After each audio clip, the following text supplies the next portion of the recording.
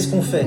Ou on attend d'avoir le produit responsable comme une espèce d'étoile du berger qu'on n'atteindra jamais, ou alors on se dit j'avance, je fais mieux, et c'est vraiment le positionnement qu'on a pris.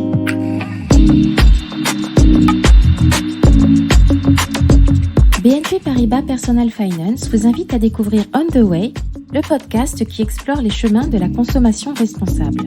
Entrepreneurs, acteurs du monde de l'entreprise ou chercheurs, On the Way donne la parole à ceux qui agissent jour après jour pour construire une consommation plus durable. Bienvenue et bonne écoute.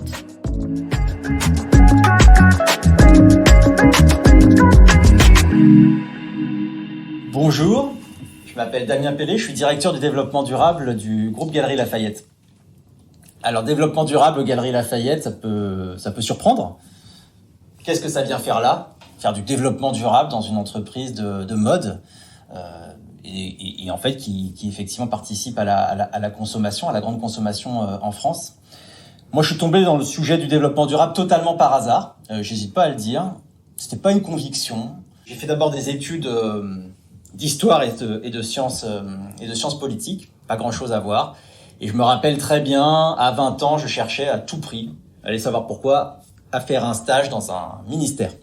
J'envoie donc mon CV à tous les ministères de Paris.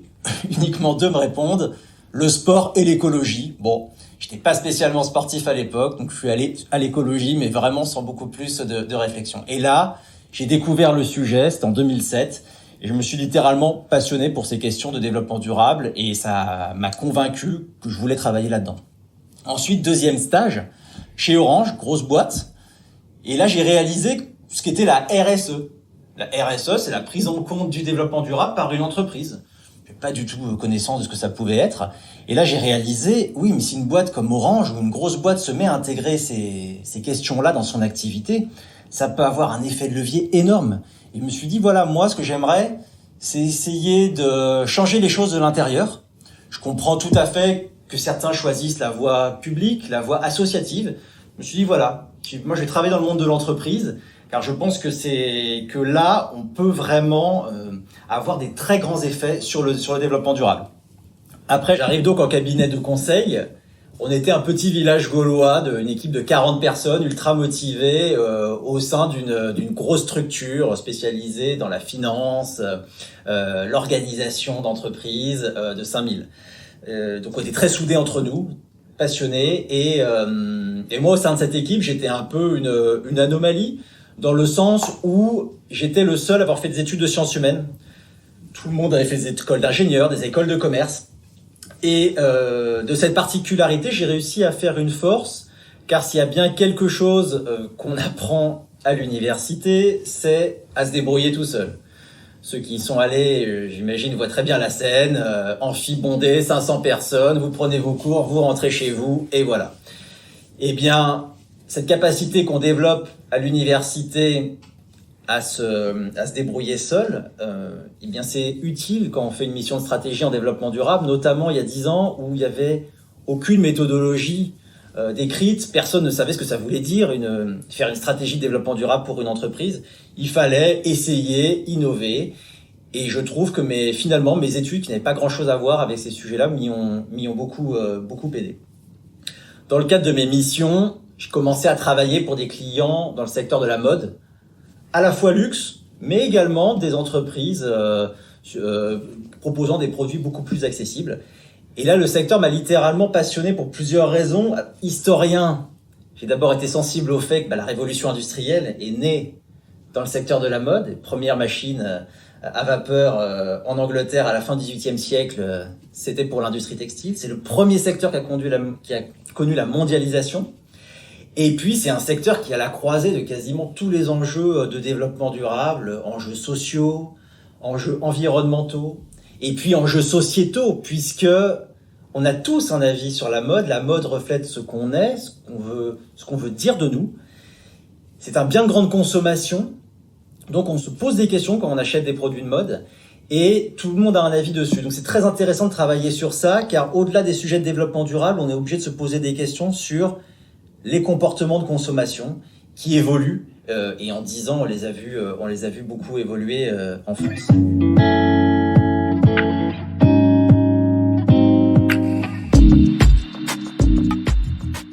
Donc, intéressé par ce sujet, je décide de postuler aux Galeries Lafayette. Alors, les Galeries Lafayette, dans ma tête, comme j'imagine pour beaucoup de gens qui peuvent écouter, c'était la vieille institution française qui a toujours été là, comme l'église au milieu du village, les vitrines, le sapin. Mais ça donnait quand même, c'est vrai, je reconnais un peu une image, quelque chose figé dans le passé. J'ai découvert une réalité très différente, énormément de dynamisme, de passion, de gens très très attachés à cette entreprise. Et je m'y suis vite attaché moi aussi, et donc j'ai eu la volonté de m'y investir pleinement. Première claque que je me suis pris quand même, c'est je reconnais en arrivant en entreprise après 8 ans de conseil assez prestigieux, je pensais un peu tout savoir, et surtout j'étais persuadé quand je faisais des missions auparavant qu'une fois qu'on avait établi la stratégie, qu'elle était validée en COMEX, bon voilà, les équipes opérationnelles n'avaient plus qu'à dérouler, et finalement on leur avait quand même fait le plus dur. Eh bien, en réalité, c'est vrai que quand on passe de l'autre côté de la barrière, on réalise que oui, c'est indispensable, évidemment, de définir une stratégie et de la faire valider. Mais on a fait 5% du chemin, surtout sur des sujets de développement durable. Après, il faut convaincre, il faut arriver à diffuser ça dans toutes les strates de l'organisation, jusqu'à la base. Et ça nécessite une énergie et un travail de chaque instant que je n'avais pas du tout anticipé quand j'étais dans le conseil. Donc au début, pendant 3 ans finalement, aux galeries, j'ai essayé de travailler sur les fondamentaux, des trucs pas très glamour, les déchets, l'énergie, les emballages, le don des invendus, les audits sociaux de nos fournisseurs à l'autre bout du monde, avec l'idée de se dire, on ne peut commencer finalement à parler de ces sujets, en faire une valeur ajoutée pour notre marque, que si on a des fondations saines et solides. Donc voilà, pendant 3 ans, un boulot de fond, en sous-marin, pas du tout de communication, uniquement tourné sur l'interne. Et arrive un moment où quand même, quand on travaille dans un grand magasin et qu'on vend des produits, on se dit bon, on a fait des choses, c'est bien, mais si jamais on ne touche pas à l'offre, on est quand même un peu passé à côté du sujet. Sans rentrer dans des détails techniques hallucinants, grosso modo, l'empreinte environnementale des Galeries Lafayette, c'est pas tant les camions qui livrent nos magasins ou l'énergie qu'on consomme, à 95%, c'est les impacts liés à la fabrication des produits qu'on vend. Donc si jamais on ne touche pas à ça, on n'est juste pas honnête et sérieux dans sa démarche de développement durable.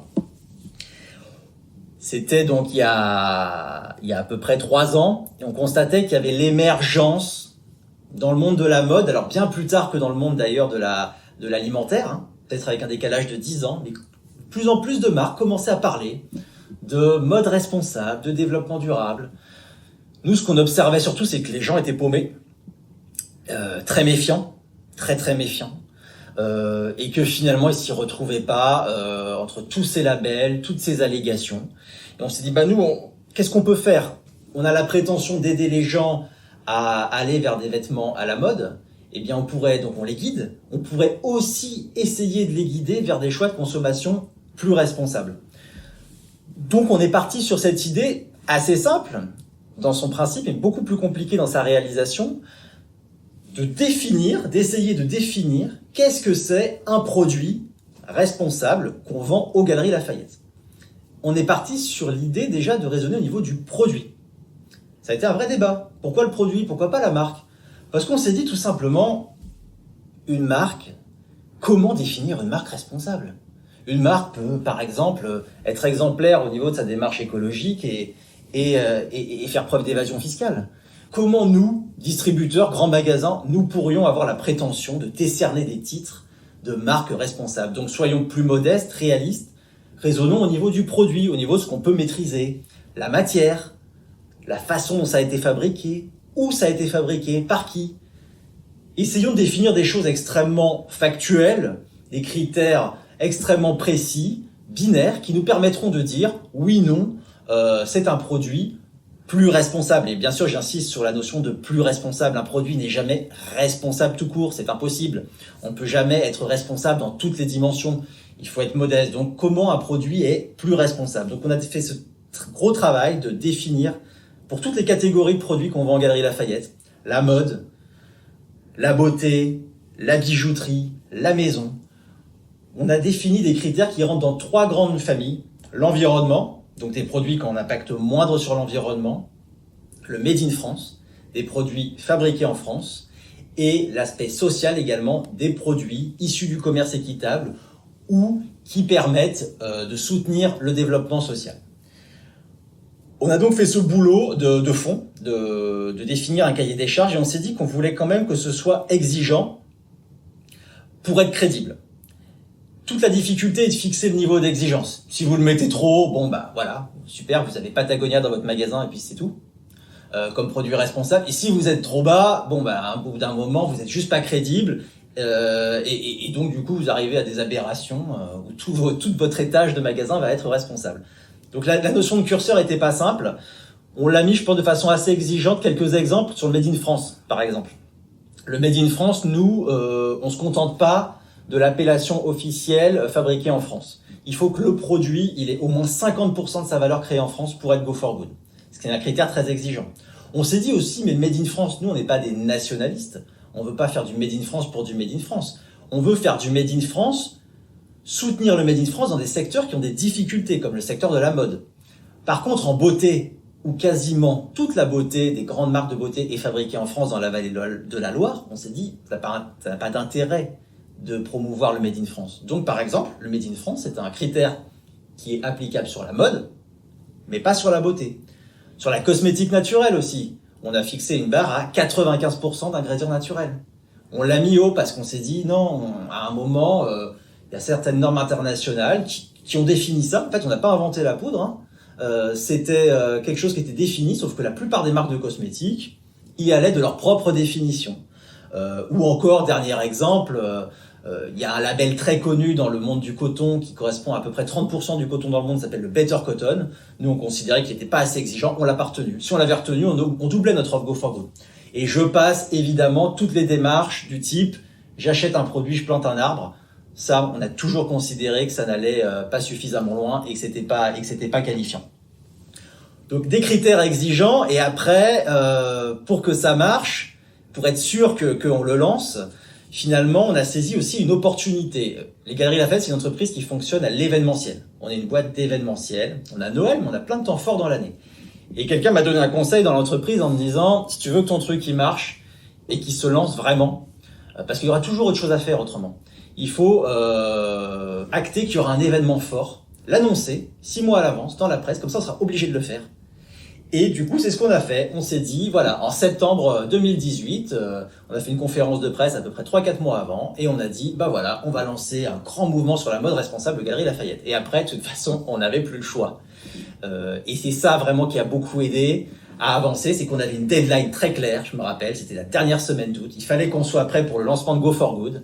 Et du coup, évidemment, tout le monde s'est mis en ordre de marche pour se faire, et ça a été un lancement assez extraordinaire. Je me rappelle qu'il y avait Stella McCartney qui était là, la ministre de l'écologie aussi, et voilà, il faut reconnaître qu'aux galeries, quand on a cette magie, quand on fait un événement, quand on fait quelque chose, c'est tout de suite grandiose, c'est tout de suite énorme, et ça a été un aboutissement absolument incroyable.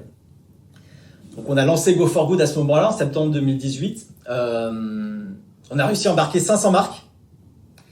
Je me rappelle que ça a été très compliqué. Chaque marque, quasiment, il a fallu aller les chercher une à une. Alors pour différentes raisons. Il y avait les marques qui considéraient, notamment dans le monde du luxe, qu'il était dangereux peut-être pour elles de commencer à mettre en avant certains produits responsables, de peur qu'on leur dise « oui, mais pourquoi tout n'est pas responsable ?» Il y avait aussi des marques très militantes, au contraire, très engagées, qui ne voulaient pas être assimilées à des marques qu'elles jugeaient moins engagées. Et puis, il y avait pas mal de marques aussi, je me rappelle, qui avaient des démarches qui étaient insuffisantes par rapport à notre cahier des charges, et que nous, on a essayé de stimuler pour qu'elles lancent leur première collection éco-responsable. Mais c'est vrai qu'on a eu des moments de solitude dans certaines réunions, je me rappelle, avec des responsables commerciaux de marques, c'est il n'y a pas si longtemps, et ça a beaucoup changé. Mais je me rappelle qu'en 2018, quand on commençait à parler de ces sujets-là, on pouvait avoir des regards interloqués. Et c'est fou à quel point les choses changent, parce que maintenant, c'est plus le cas. Donc Go for Good est lancé, 500 marques, dans tous les secteurs, tous les univers, c'est important à signaler, et 12 000 références produits. 12 000 références produits, donc on est très satisfait du lancement. On a voulu aussi être tout de suite très clair sur les limites.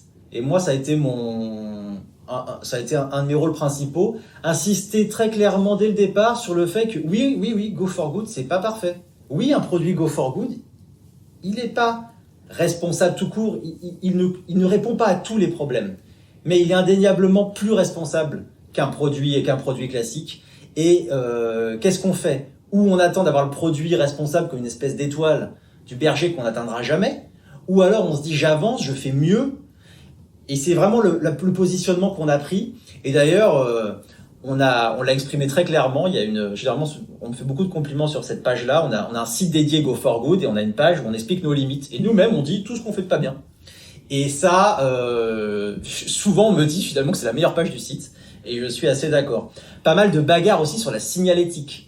Je me rappelle qu'en magasin, beaucoup d'équipes des galeries me disaient écoute Damien, on va juste dire c'est des produits Go for Good. Et puis les gens, s'ils sont intéressés, ils iront sur un site web, ils trouveront. Et je me rappelle de énormément de discussions et de débats avec eux en disant non, on ne peut pas juste dire qu'un produit il est Go for Good. Déjà, ça ne veut pas dire grand-chose. On ne peut pas juste dire qu'il est bon pour l'environnement, c'est pas vrai. C'est plus compliqué que ça. Il faut que, je suis désolé, mais il faut que sur chaque produit, quand un client il achète un produit Go for Good, il sache pourquoi. Il faut qu'il y ait écrit le pourcentage de matières recyclées, le pourcentage de cosmétiques naturels, le pourcentage de bois issu de forêt géré durablement dans la décoration. C'est ça qu'il faut. Il faut être précis parce que on est une grosse boîte, donc on nous fait moins confiance qu'à des petites boîtes. Il y a une défiance vis-à-vis des grandes entreprises, c'est une réalité. Donc nous devons être extrêmement clairs et transparents.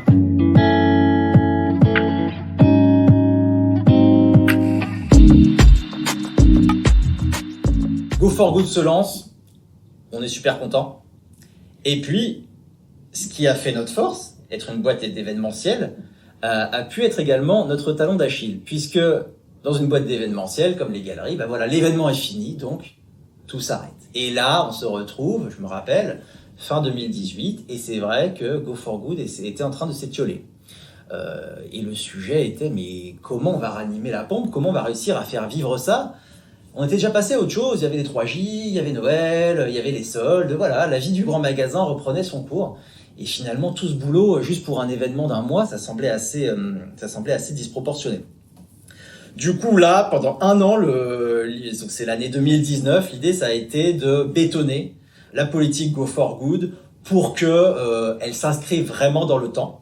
Et là, du coup, on a utilisé différents leviers. Tout d'abord, on a dit, ok, si c'est l'événementiel qui fait bouger, on va instaurer que maintenant, tous les ans en septembre, un mois est dédié à Go for Good. Donc déjà, on est sûr que ça nous obligera à être prêts.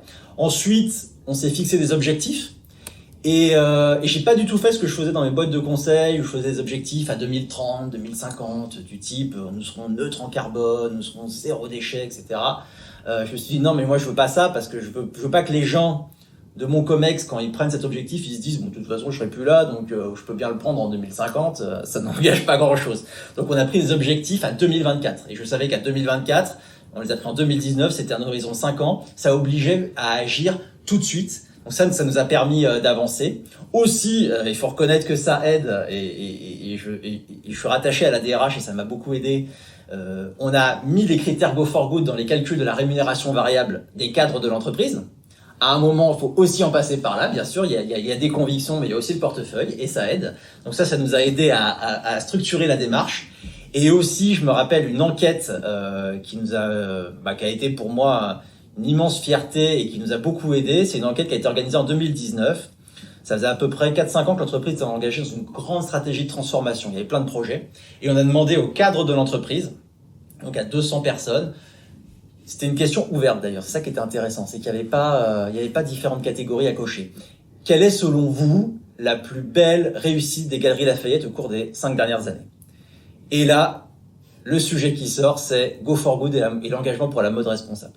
Devant plein d'autres choses super qu'on a fait, et je reconnais que ça, déjà ça fait plaisir, mais ça nous a énormément servi avec les gens convaincus en interne pour faire avancer la cause, car clairement on avait l'interne, on avait les collaborateurs derrière nous. Donc on a réussi à faire perdurer ce mouvement. Donc deuxième année, Vivienne Westwood, Donc une personnalité truculente, anticapitaliste, qui était la marraine de la deuxième édition de Go for Good. C'était assez incroyable de voir ce mélange des genres entre les Galeries Lafayette, entreprise assez policée dans le monde du luxe, et Vivienne Westwood qui vous tient un discours sur la déconsommation et la fin du capitalisme. Mais c'est ça aussi qui fait le pétillant et le charme de Go for Good. Et puis, troisième année, là arrive la crise, donc c'est 2020, arrive la crise du Covid, et bon, clairement, je me dis, quand ça commence, je pense que la première chose qu'on va me dire, c'est, écoute Damien, là, on a quand même pas mal de choses, de problèmes, donc Go for Good, le développement durable, on va peut-être mettre ça un peu en veilleuse, là, parce que déjà les magasins sont fermés, il y a plus de touristes à Paris, c'est un peu la catastrophe. Et à ma grande surprise, au contraire, on m'appelle pendant le confinement, on me dit non mais septembre cette année, c'est pas du tout remis en question, au contraire, c'est Go for Good plus, et c'est pas du tout le moment de lâcher. Donc là je me dis j'ai quand même bien fait de miser sur cette boîte, et c'est dans les situations comme ça un peu difficiles où on est au pied du mur, où on voit vraiment si on avait des convictions ou si en fait c'était une stratégie de com et de marketing. Donc on s'est vraiment battu pour faire un bel événement en septembre, donc en septembre 2020. Donc là on est arrivé à 800 marques, à 20 000 références produits, et puis surtout ce qui était intéressant, c'est que Go for Good a grandi, c'est devenu le label de consommation responsable partagé par toutes les enseignes du groupe Galeries Lafayette. Ça veut dire qu'au BHV Marais, il y a des produits Go for Good. À La Redoute, vous avez des produits Go for Good. Chez Louis Pion, vous pouvez même acheter des montres Go for Good. Donc c'est devenu vraiment un fil rouge et un dénominateur commun entre toutes les enseignes du groupe Galeries Lafayette, et c'est alors qu'elles ont des métiers assez différents. Et ça aussi c'est vraiment très intéressant. Et lors de cette troisième édition, on s'est dit on a beaucoup parlé aux marques, aux fournisseurs pour les convaincre de participer. Maintenant, il faut qu'on parle beaucoup plus aux citoyens, aux consommateurs. Et on a eu cette idée de lancer une grande consultation citoyenne. On s'est associé avec différentes marques et on s'est dit on va poser la question aux gens, comment agir ensemble pour une mode plus responsable. Et on va les laisser libres de la réponse. On s'est associé avec make.org pour ça. Et là, énorme succès puisqu'on a eu 107 000 personnes qui ont participé à cette consultation, plus de 3500 propositions. Donc, extrêmement intéressant de voir à quel point le sujet intéresse. Et on avait beaucoup de craintes, je me rappelle, avec les autres partenaires, de dire est-ce qu'il va pas y avoir du bashing en fait. Est-ce que les gens vont pas se servir de cette consultation pour dire aussi tout le mal qu'ils pensaient du secteur de la mode et du luxe ou en général. Et bien finalement non, parce qu'ils ont apprécié le fait qu'on aille au devant d'eux et qu'on leur pose la question, et on n'a pas du tout eu ce genre de problème. Là on est maintenant arrivé au terme de la troisième célébration de Go for Good au mois de septembre, et on est arrivé à un moment où il faut maintenant qu'on aille plus loin. Qu'on aille plus loin, ça veut dire quoi? Ça veut dire pas uniquement célébrer la mode responsable une fois par an en magasin en septembre. C'est super, mais qu'est-ce qui se passe les 11 autres mois de l'année? Du coup, là, l'objectif maintenant, très concret pour les prochaines années, et puis dès 2021, c'est d'essayer de faire vivre nos engagements tout au long de l'année. On a ce qu'on appelle un plan d'animation commerciale, on a différents thèmes. Et là, l'idée, c'est maintenant de plus avoir un mois dédié à Go for Good, mais tout au long de l'année, d'arriver à parler de ces sujets, mais pas que de mode ou de consommation responsable, mais de façon plus large de nos engagements, avec différents angles. Un angle sociétal parfois, un angle local, un angle environnemental. Mais l'idée, c'est vraiment que l'engagement, la responsabilité deviennent totalement dans la tête des gens consubstantiels de la marque Galeries Lafayette. Et ça ne marchera, on en est convaincu, que si on arrive à vraiment le faire vivre tout au long de l'année.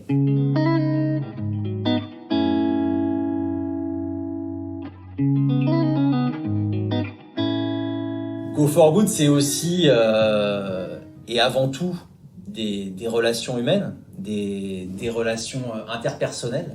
Alors avec les marques, je l'ai dit, parce que quand on est allé chercher les marques une par une, je me rappelle, je me suis beaucoup appuyé sur mes homologues, sur mes homologues responsables RSE, développement durable dans les marques, qui ont fait des merveilles. Là où, par le biais commercial, on avait essuyé souvent une fin de non-recevoir, en passant par les réseaux de personnes engagées pour le développement durable, la RSE dans leur entreprise, on a réussi à convaincre des marques de participer. Les relations, c'est aussi avec les collaborateurs, évidemment, parce que Go for Good, tout ce qu'on fait, tout ce qu'on dit au siège, si jamais le vendeur en magasin, il a pas compris, il a pas envie, ça sert à rien. Alors là, faut être très modeste, hein. Tous les collaborateurs des galeries sont loin de manier parfaitement tous les critères Go for Good, d'être capable d'en parler de la façon la plus correcte possible auprès des clients, mais on progresse. C'est compliqué, on a 10 000 collaborateurs, c'est pas évident d'aller former tout le monde, mais en tout cas, c'est clairement une priorité pour les prochaines années parce qu'on sait que si ce maillon-là ne fonctionne pas, à un moment, le système entier craquera. Donc c'est vraiment une priorité absolue. Et on sait à quel point l'engagement des collaborateurs est clé. Un exemple récent, on vient de lancer l'arrondi en caisse. L'arrondi en caisse, c'est assez connu. Voilà, vous payez et on vous demande d'arrondir le montant de votre achat pour soutenir une association. On regardait les résultats des magasins et on voyait des écarts de participation du simple au double. Alors au début, on se dit bon, ok, il doit y avoir des régions, c'est connu, plus généreuses que d'autres. On voit aucune relation géographique, rien du tout, rien à voir. On cherche, on essaie de trouver des raisons objectives. Et en fait, il n'y en avait pas. Et en appelant tout simplement les magasins qui avaient des taux de participation très élevés, on s'est juste rendu compte que c'était des magasins qui avaient pris le temps d'expliquer au personnel de caisse. Mais en fait, cet asso a fait quoi? Pourquoi on fait ça? Et du coup, le personnel de caisse, tout simplement, quand le client en face disait « mais c'est quoi ce truc qui apparaît sur mon TPE ?» avait un petit mot et essayait de convaincre. Et ça fait toute la différence. Vous imaginez passer du simple au double en taux de participation. Et sur Go for Good, ça sera pareil. On passera du simple au double en intérêt pour le sujet si jamais nos conseillers de vente sont convaincus.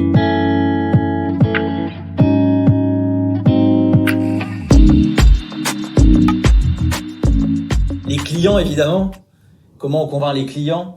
Alors, ils nous font confiance aux Galeries Lafayette. On a la chance d'avoir des clients quand même qui nous font confiance, mais bien sûr, ils nous challengent beaucoup. Et vu qu'on est une grosse boîte, on est tout le temps obligé de donner des preuves de transparence. Mais parfois, plus on est transparent, plus on tend aussi le bâton pour se faire battre.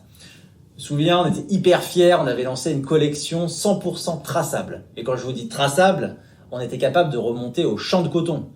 Et on avait tout tracé, toutes les étapes, tout audité. Et on avait fait un superbe schéma sur toutes les étiquettes de nos produits. Et on traçait la carte du monde avec le parcours du produit, qui était en coton bio, équitable. Quelque chose de vraiment très très poussé sur le plan du développement durable. Et je me rappelle, je demande alors, qu'est-ce que pensent les clients de ça? Est-ce qu'ils sont enthousiastes? Et généralement, les remarques que faisaient les clients, c'était « oh là là, il y a beaucoup de transport quand même ».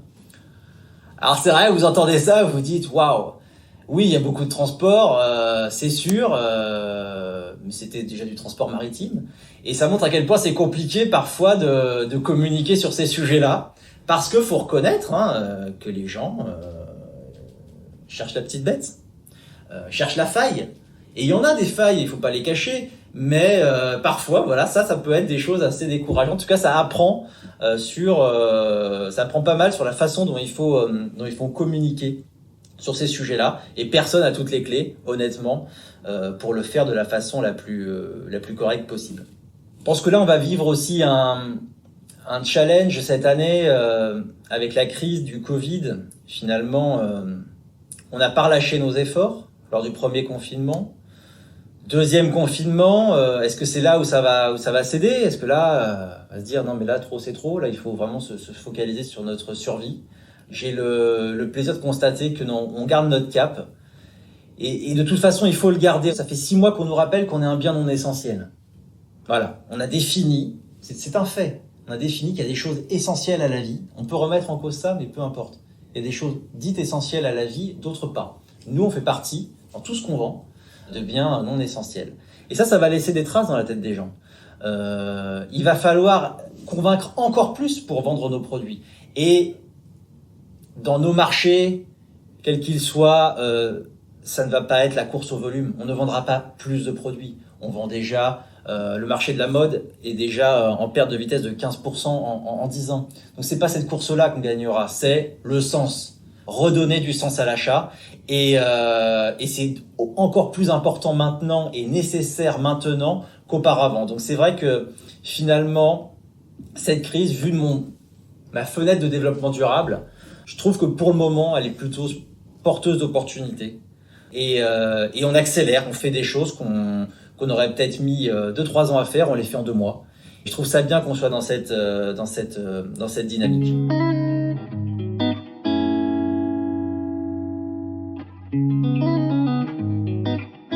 Donc next step pour nous, finalement, c'est sur la base de la consultation citoyenne qu'on a organisée.